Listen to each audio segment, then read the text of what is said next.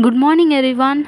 நம்ம இந்த வீடியோவில் எதை பற்றி பார்க்க போகிறோம் அப்படின்னா, நம்ம தோட்டத்தில் விளைஞ்சிருக்கக்கூடிய இந்த கத்திரிக்காயை எப்படி விளைவிச்சிருக்கோம் அப்படின்னு சொல்லி நம்ம பார்க்க போகிறோம். ஃபஸ்ட்டு வந்து பார்த்திங்க அப்படின்னா, நம்ம வெஸ்டீஜில் இருக்கக்கூடிய இயற்கை உரத்தை பயன்படுத்தி இந்த கத்திரிக்காயை வந்து விளைவிச்சிருக்கோம்.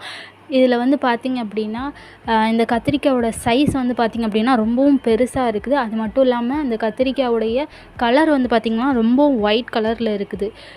இப்போ இந்த கத்திரிக்காயை விளைவிச்சிருக்கக்கூடிய விவசாயினுடைய டெஸ்டிமோனி வந்து நம்ம பார்க்கலாம்.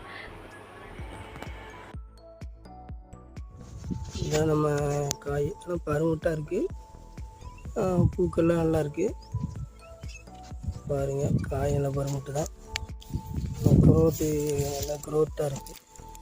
காய்கள்லாம் நல்லா வெள்ளையாக இருக்குது, சுத்தகத்தை இல்லை, சூப்பராக இருக்குது. கொஞ்சம் பூ எடுத்துருக்கு. இதான் மொதல் காய் இப்போ தான் வந்திருக்கு. ஆனால் பரவாயில்ல, இது வரைக்கும் பண்ணதில்லை. இப்போ இந்த காயில் பச்சையிலே காடுறதில்லை, பச்சையிலே சாப்பிட்லாம், நல்லா இருக்குது. நல்லா கோல்டு எல்லாம் அடிச்சு தான் அப்படி இருக்குது.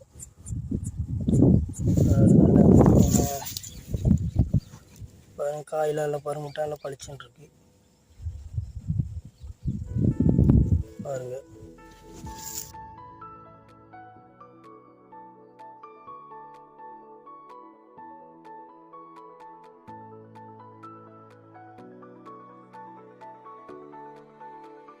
இதுக்கு பயன்படுத்தின உரங்கள் என்னெல்லாம் பார்த்திங்க அப்படின்னா, agri humic, agri gold, agri mass, agri protech, agri 82.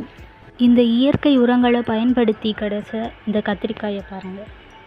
Thank you. Wish you wealth.